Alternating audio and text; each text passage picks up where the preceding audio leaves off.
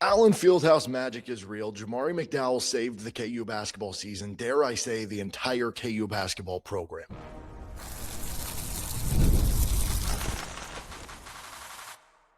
You are Locked On Jayhawks, your daily podcast on the Kansas Jayhawks. Part of the Locked On Podcast Network, your team every day. Whew, holy cow, this is Locked On Jayhawks. What a doozy that was. Thanks for joining us everywhere you get your podcast and making your first listen every day. And thanks for making Locked On the #1 sports podcast network. My head is in a bind. What a roller coaster. KU takes down TCU in overtime, 104-100 in one of the more, we've seen some remarkable comebacks in Allen Fieldhouse history. This goes up there with the very best of them. We're going to break it all down. What happened for KU? What changed things on a dime? Did this save the season? What do we make of the whole Darren Peterson game? We'll get to game awards. What's next for KU? All that and more in today's episode, which is brought to you by Rougiette. If you've been thinking about taking the next step, now's the time. Head to rougiette.com/lockedoncollege to get 15% off your order for a limited time. Rougiette ready, feel present, feel confident, feel ready. And I feel ready for this show because that was a doozy. KU 104, TCU 20.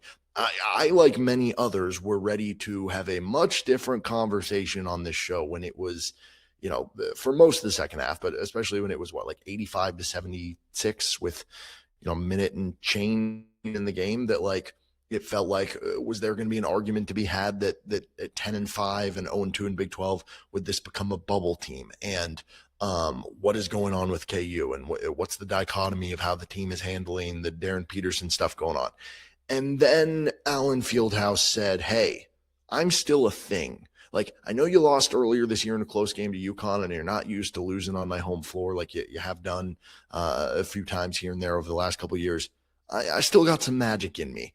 And I don't know if it was Scooter Ward, rest in peace to Scooter, looking down and smiling on us all in this game, but it feels like Allen Fieldhouse is back.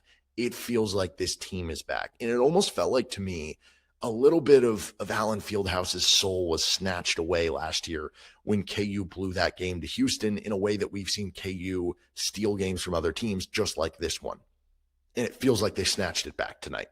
I think there were shades of the 2017 West Virginia game. That was the crazy comeback in Allen Field. There was a crazy comeback against West Virginia in I forget it was 15 or 16 too. But 2017 was the one everybody remembers.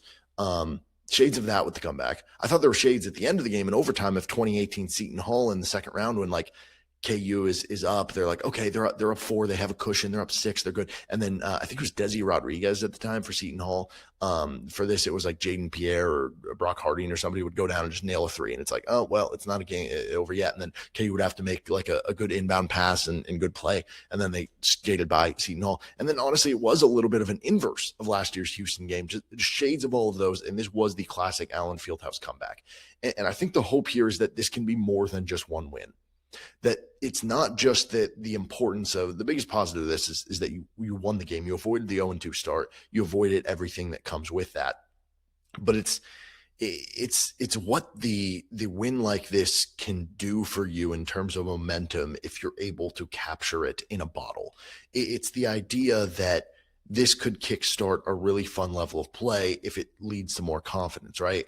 That this could be the defining moment in the season when it could have gotten really dark and instead you found the light at the end of the tunnel. And every good team needs a moment where they kind of come together. And I'm hoping that this was the moment for this team. Beyond just winning the game, beyond avoiding the 0-2 start in Big 12 play, and I guess theoretically, being available to still complete the roadmap if you want to, compete in the Big 12 or finish top, whatever this and that. I don't want to focus on that too much, just because this was an amazing comeback by KU that deserves its flowers. And there was a lot that went in the game that made it pretty incredible and make it like a very unique game to talk about, because KU did it with the players probably going to go, if not number 1, top 3 in the NBA draft, on bench for a majority of the final 7 minutes of the game. I think he was out there for 30 seconds, maybe you would say, of the final 7 minutes.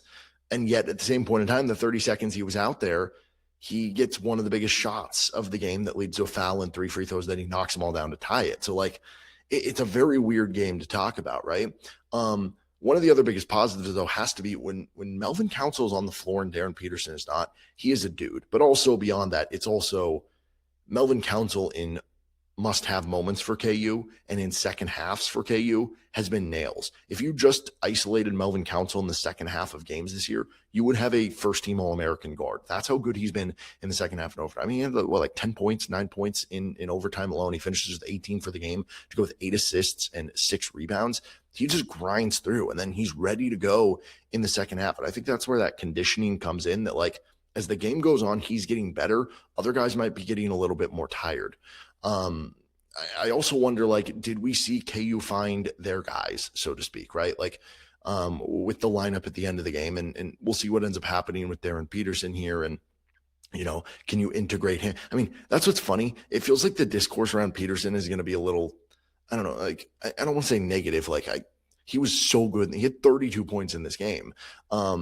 But it's just not the storyline. Like, you would have thought that, oh, Kansas wins by 4 in overtime against TCU. Peterson has 32. That's the storyline.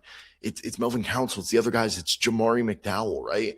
And did KU find a little bit better of a lineup playing Trey White at the 4? Because I thought it was a bit of a struggle with Bryson Tiller at the 4. Now, KU's still going to need Bryson Tiller, even if KU decides to change the starting lineup and go with Trey White more primarily at the 4. Tiller is still your first big off the bench and is going to play a key role, and they need to get him going. But did you find that as your primary lineup? Did you find that, because one of the biggest negatives in this game was the defense again struggled for KU, and I do have real questions about should they continue to be a switch-only team? Like, maybe there's certain matchups or stretches in a game where you should or shouldn't be switching everything, but it feels like it's too often ending in possessions where teams are hunting Tiller or Flory with a guard that gets switched onto him, or because here's the thing, like Bryson Tiller and Flory are both young big men. Sometimes they're not going to be, I don't know, like they're going to get lost off the ball. I guess this is the best way of putting it. And there are a lot of times where KU was getting lost off the ball, switching with one of those guys. And I think that's causing KU problems. So is there some sort of adjustment they can make? The good news is it's better to be able to make those adjustments after a win if you're KU, or if you do want to switch everything, is it better to do it when Trey White's in at the 4 and then, maybe you go back to the one big lineups? I don't know. Also, one of the big negatives in the game, like Flory had a really big overtime and finish to the game for KU. But again, we were about to come out of this game where it was like, okay, Flory in the 9 previous Power 4 games for KU was averaging closer to 11 points, right above 50% from the field. It's like, why does this keep happening? And David Punch was winning that matchup. But Flory made some key plays down the stretch and in overtime for KU. And it probably didn't hurt either that Jamie Dixon took David Punch out at different moments, including that one key possession in overtime. But how about Jamari McDowell, man? That's another big story. You end up with a guy who scores 5 points in the game, and he has a gigantic storyline because his 3 was the one that ignited the rally. It was 85-76. Energy's dead. It was 82-76 after you hit a 3, and they missed the free throw. So it's like, here's your chance, but they get the rebound, and then they hit a 3. And that felt like the moment where it was like, you're done. But McDowell said, nah, we're back in this. You hit the 3. And then McDowell ends up, clinching it with some of those free throws at the end. And he's playing all those minutes. And McDowell has done an admirable defense. Has anybody earned a bigger raise from an NIL perspective in the next offseason than Jamari McDowell? Has anybody had a bigger glow up for KU than Jamari McDowell? Like, we're going to go into next year being like, oh, if Jamari McDowell's like the starting 2, like, cool.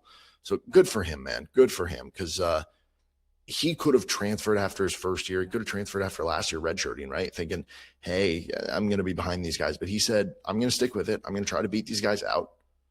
And he's beat some of them out. And now he's in a position where he is making huge plays for KU to win games in the Big 12. And that's really, really cool. On a team that has Darren Peterson, he's playing the same position and he's making key plays, right? So that's really cool for KU. Now, obviously, the end of the game is a storyline in its own, not just the comeback, but what happened right before the comeback. You have the ball that KU saves, and then Marco throws it up the court looking for Darren Peterson, and it goes out of bounds because Darren Peterson is asking the coach to pull him from the game.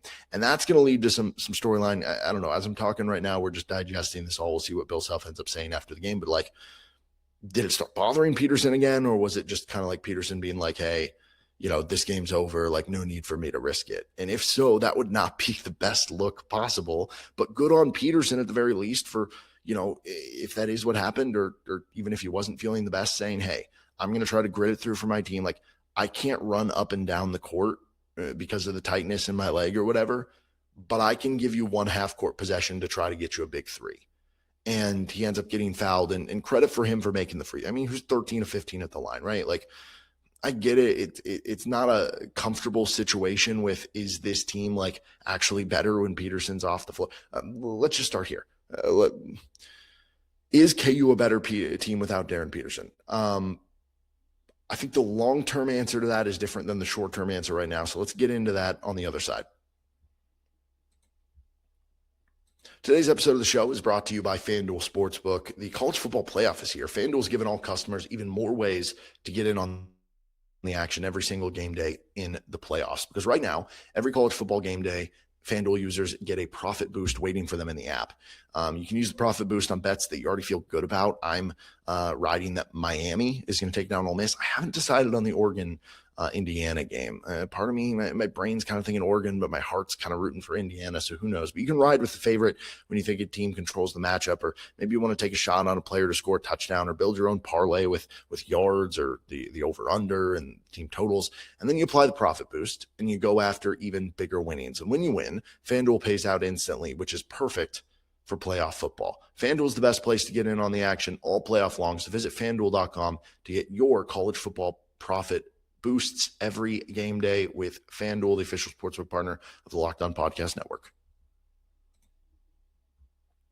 Thanks again for joining us here on Locked On Jayhawks, making us your first listen every day. Don't forget you can check out our Everydayer Club as well to get ad-free version of the show, as well as joining our Discord server, where you can talk college basketball, college football, the transfer portal in the Big 12 and the SEC, one of the other conferences. So you can find the link in our show notes, where it's lockedonpodcast.com/everyday or lockedonpodcast.com/everyday. Our KU scathes by TCU, and obviously the comeback was incredible. Some of the performances were incredible, but the Darren Peterson discourse is going on. And for a moment there, it almost looked like, at the very least, like, okay, KU is going to lose, but at least Darren Peterson's going to make it the whole game. But then he ends up having to be asked out at the end of the game. And KU makes a big chunk of the comeback. Obviously, they don't complete the comeback without Peterson getting fouled and making the 3 free throws, but they make a big part of the comeback. And then they outscore TCU in overtime without Darren Peterson on the floor. Peterson still finishes with 32 points and 6 rebounds. And it continues to be one of those, like, it was just like the UCF game. Like, I think he was -4 in his plus minus, but he had 26 points in 23 minutes. You watch him and you're like, he's the best player on the floor, but they're playing worse when he's on the floor. And it just doesn't logically add up in your brain. I think this is what's happening. Because of some of the missed games against some of the worst opponents, the team wasn't able to gel as much without him. So this is the question, the big question that people are talking about. Is KU a better team without Darren Peterson? I think in a vacuum right now, they actually might be. I think they are, right? But long-term, they still are a better team with Darren Peterson. It's almost like if you go back in time to a couple of years ago with Remy Martin. They're hit a certain point of the season. Like, the first game back, they had Remy Martin, they lost to Baylor. And I want to say the week after that, did they lose to TCU? And then maybe they had another close game with TCU, and then they had another close game that they won a clunker against Texas. Like, they did not play very well when Remy Martin came back. And then after a few games, they found their stride. They found how everybody needs to perform around him, how he needs to perform around everybody else. They got hot in the Big 12 tournament, carried it over into the NCAA tournament, and won it all. I think that's what we're seeing in these couple games against UCF and TCU. The talent is clearly there for Darren Peterson, but KU learning how to play off of him learning to play off the others, is still a work in progress. I still think it can come. I mean, when you have a talent like Peterson, you don't just give up on it. So I think in the long term, if KU can stick with it, if Peterson can stay on the floor, and if Peterson can continue to play game in and game out and not be choppy in and out of the lineup, KU will be a better team out of it. But if that stuff does continue, maybe the lesson today was, well, in that situation, maybe it is better for all parties to shut it down, right? My personal preference is that Darren Peterson gets healthy and that he continues to ball out. Kansas learns to play with him. He learns to play with the rest of his teammates. And I don't want to make it sound like it's like I don't think it's like him being selfish or anything like that. I think it's just like, think about it. When you have a guy who is taking a majority of the shots and is such a alpha in the universe on the basketball court, it affects everybody else in where they need to stand, how often they're getting the basketball, how they play off ball, how they play on ball. It just has a big impact. And again, that's where you couldn't play him in some of these bye games because he was hurt, but you wish you would have been able to, because then it could have, ironed out some of the kinks in a bit of a lower pressure environment. And that's what you're seeing at the start of Big 12 play here. So great on KU for getting the win. The saga will continue a little bit, but yeah, let's just focus more there. What a comeback for KU, and that's part of it. All right, moments and plays of the game. There was that really fun, a 9-0 run at the end of the first half where you get a Peterson 3, and he had a driving kick to Melvin Council for 3. Then Peterson throws one high off the window and in. Trey White had the Euro. Flory had the block in there. That was a cool one to swing the score at the end of the first half, but obviously it didn't carry over. For a second, it looked like the bad plays of the game for KU were going to be obviously the Peterson one where he asked out and it was thrown out of bounds. Also the Tiller one where he could have had a layup and instead it ends up him trying to save it from going out of bounds, tries to throw it off the defender, stays in bounds, and leads a transition 3 for TCU the other way. Those two were like the if they would have lost, those would have been the moments that stuck out in my mind. But I think it all comes to me to start with, to me, the play of the game is the Jamari McDowell 3, because it gave them life. It gave them hope, and it started things off. And then you get the Melvin Council and 1. You get the Flory tip in on the Council miss and then helping to force the turnover. You get the Peterson fouled, making all 3 free throws. You get the moment where, you barely get the pass from El Marco to Melvin Council on the inbound against the press. He barely is able to hold on from it being a steal, and then he's able to eventually lob it up ahead to Trey White for a dunk. Those are all the plays of the game, or the moments. But to me, it is the Jamari McDowell 3 that kind of kick-started it all. Our stat of the game in this one, Kansas shot 52%. The defense has not been very good the first 2 Big 12 games. The offense was really good for KU in this one. 52% from the floor, 40% from three-point range, and you got to the free throw line a ton. 30 made free throws. Obviously, some of that coming in the end when you're getting fouled on purpose, but still impressive for KU to have 52, 40, 75 shooting splits overall. You actually led 21-13 in points off turnovers. That has not been an area where KU's been consistent this year, and TCU's usually been pretty good at. So that would certainly be one to stick with. If KU would have lost, we would have pointed to the offensive rebounds. TCU had a 16-9 offensive rebound advantage. And honestly, that's a number that looked worse until I would say maybe the last, the overtime, I guess you would say. It felt like KU actually did good on boards in overtime. So that would be one you would look at. And in the end, TCU was up 20-13 in second chance points. If you would have lost, those would have been what we pointed at. But KU was able to outscore in points in the paint 46-38. This is probably the stat of the game, actually. It's the fast break points. We mentioned coming in TCU, one of the best teams in the country in scoring in fast break. They were averaging 17 fast break points per game. They were only giving up 7. So they were a plus 10 on average coming into this one in plus minus in fast break, basically. KU was plus 5, 14-9, and then win by 4, taking away one of TCU's strengths. So there's your stat of the game, is the fast break points for KU. Awards in this one is the too much award. Listen, I get it. The Darren Peterson thing is a story and everything. Do we really need to be doing split screen, watching Darren Peterson put on sleeves on his leg while we're watching the game? That feels like a bit of overkill to me. I don't really need to see that personally. The Good News Award, beyond KU winning the game, got another football commitment, so check out that episode if you haven't already. And then the once again, we did this last game, or maybe it was 2 games ago. We'll do it again. I don't always get fouled, but when I do, it seems to be an and one award. Melvin Council, which happened twice, once at the end of regulation when KU was mounting the comeback, and then the one in overtime. He doesn't get a ton of free throws, but when he does, they are and ones, I feel like 90% of the time. The last award we have to give out here is the Failed Jinx Award, and that goes to Fran Fraschilla. I don't know if you were listening with volume or if you were just too locked in, did or did not notice this. So Darren Peterson gets fouled. KU's down 87-84 at the end of regulation. He's obviously going to shoot 3 free throws. Peterson steps into the free throw line, and Fran Fraschilla says something to the tune of, I should have pulled the exact quote. There's no way he's going to miss any of these. Really? Oh, I guess he was right. I don't know. Maybe we want to be nice. The You Were Right award goes to Fran Fraschilla, but that felt like trying to be a jinx award, and it did not work out for old Fran. All right, let's give out our game balls, offense, defense, overall. What is next for KU? This is Locked On Jayhawks. Today's episode of the show is brought to you by Rougiette. Let's talk about something men don't bring up, but absolutely should. Stress from work, money, life. It doesn't just switch off at night. And when it shows up at the worst possible time, Rougiette Ready is designed to help you take back control. Rougiette Ready is a next generation prescription treatment created to support both the brain and the body so you can feel present, confident, and ready when the moment matters. Rougiette is combining 3 clinically proven ingredients in 1 mint that dissolves under your tongue so it absorbs fast. You connect with a board-certified doctor online, and everything ships discreetly to your door. It's easy to understand why over 150,000 men have already made the switch. If you've been thinking about taking the next step, now's the time. Head to rougiette.com/lockedoncollege. That is RUGIET.com/lockedoncollege to get 15% off your order for a limited time. Rougiette Ready. Feel present, feel confident, feel ready with Rougiette.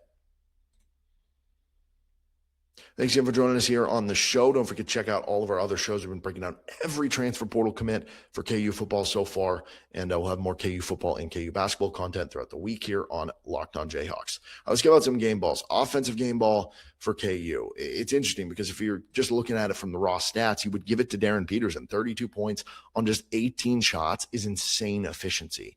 But you could also be like, okay, but some of that was when you were down so much, and you did have 4 turnovers in there.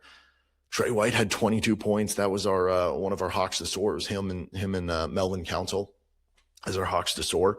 And White ended up with the 22 points. He was just efficient all game long for KU. He also had just 1 turnover. He had an offensive rebound. Melvin Council had 18 points in there. Flory had 16. It's funny because Melvin has the least efficient of the guys with double-digit points. He's 5 of 15 shooting. So here's what we're going to do. But he also had 8 assists to just 1 turnover, which is obviously very, very impressive. We're going to just give it to Melvin Council in the second half and overtime because Melvin, this is crazy too. Peterson at 18 in just the second half. So Melvin Council, and maybe it's not even second half and overtime because he was 2 for 9 in the second half. It's really the final 7 minutes of the game. The final 7 minutes of the game, Melvin Council has the and 1, and then he has the 9 points in overtime. So the final 7 minutes of the game, he had 11 points. That's who's going to be our offensive MVP is Melvin Council over the final 7 minutes of the game. Our defensive game ball for KU here. So if you look at just the stats, you could point to Flory having a block and a steal. He was one of 2 players who had at least 1 and 1. Trey White had a block and 2 steals. So they would be, candidates for that reason. But I did feel like, again, like TCU was attacking KU's switch scheme and taking advantage of, at times, Flory and Tiller getting lost off ball more than on ball. Now, I think it happened to Tiller more than it did to Flory. But also David Punch, the guy who was guarded by Flory. Sometimes it was other guys, but ended up with a 20-point game. I actually thought Darren Peterson played really well on the defensive end when he was out there. So he would be in my honorable mention category here. But my answer I'm going to go with is Elmarko Jackson. Like, Elmarko played 23 minutes, only had 2 points. He had 2 rebounds, 2 assists, had 2 turnovers. It's not a sexy stat line, but why was he out there so much in the moments they trusted? I mean, one was, you're limited with Peterson out and who you can play, but Elmarko had more trust from Bill Self at the end than Bryson Tiller. And there's one simple reason why, is defense, because he could not trust Tiller on defense in this game, and he could Elmarko Jackson. Elmarko helped on the defensive end, and here's where he had a gigantic difference. 5 steals for Elmarko Jackson. 5 steals. That's a career high. Elmarko gets our defensive game ball. Our overall MVP here for KU. Do I dare give it to Jamari McDowell? It's 5 points in 14 minutes. He had a plus 11. Elmarko was plus 12 in 23 minutes. I could make the argument, and I kind of want to, but let's go with Melvin Council. Again, when Peterson's out of the game, he just becomes the alpha for KU, and all the shots he made down the stretch. He goes 5 of 15, which isn't super efficient, but he's making the key ones. And he's getting to the free throw line. He's making his free throws. He's rebounding the basketball. He had 6 rebounds. He had 8 assists. to just one turnover. He had a block. He played 41 minutes for KU. So I'm going to go with Melvin Council as my overall MVP. So offensive game ball officially to Melvin Council, the final 6 minutes. If we want to give it to a full game, we probably should still give it to Darren Peterson for the 32 points. Honorable mention, Trey White. Defensive game ball, El Marco with honorable mention to Darren Peterson. And then overall game ball, we're going to Melvin Council here. So what's next now for KU and the Jayhawks? So on Saturday, they're at West Virginia. And part of the other reason it was so important to win this game, your next two games are at West Virginia and versus Iowa State. Iowa State's been one of the best teams in the country. There's a chance like 1-1 wouldn't be the worst 2-game stretch in a vacuum because you're 1-1 right now. You want to try to go 2-0, obviously. But at West Virginia, a place you've struggled to win, and versus Iowa State, one of the better teams, is not an easy situation for you to be in. And the worst possible thing could have been if you lost this game and then you lose a tough road game. You've struggled on the road recently. You've struggled in Morgantown recently. You're 0-3 and having to beat Iowa State. Like, that would not be a comfortable situation. So this was a huge win. But also, like I said earlier, can this lead to more momentum? Can this lead to you winning on the road? Can this lead to you winning in Morgantown, where wins have been scarce there recently in the Bill Self era for KU? And can you turn that momentum then into trying to upend Iowa State and showing that, you have that mojo and you can be one of the better teams in the country? All right, that'll do it for this episode of Locked On Jayhawks. You can find our show anywhere you get your podcast, including on our YouTube page. You can like and subscribe to the show. Check out all our transfer portal commitment episodes. And don't forget, you can check out Locked On College Basketball or Locked On College Football for your second listen as well. See you next time on LOJ.